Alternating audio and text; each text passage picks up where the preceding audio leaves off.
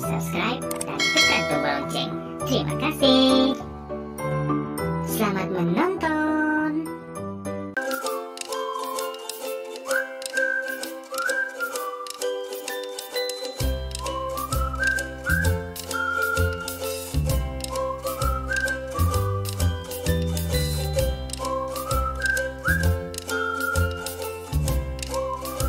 Bahan utama untuk konten kali ini adalah dimsum.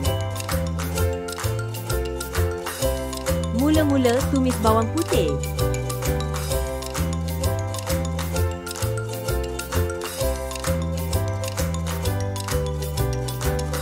Kemudian tambahkan air.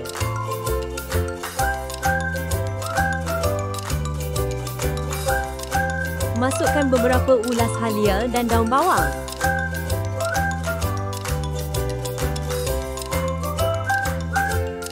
Tambahkan penyedap makanan.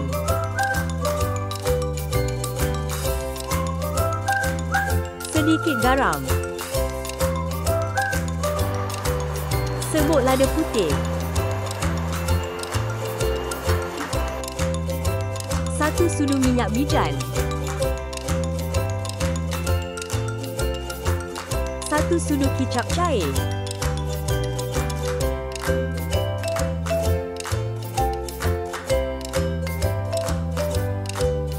Sementara itu, rebus atau kukus dimsum.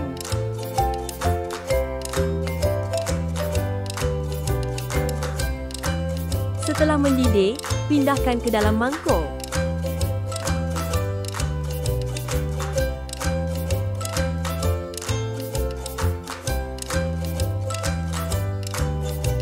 Hidangkan ketika masih panas.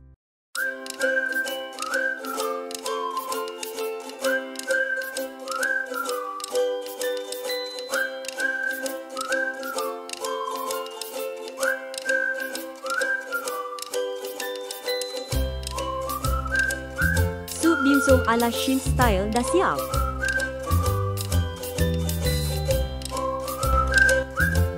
Guys, jomlah cuba resepi mudah ni dan jadikan idea jualan korang.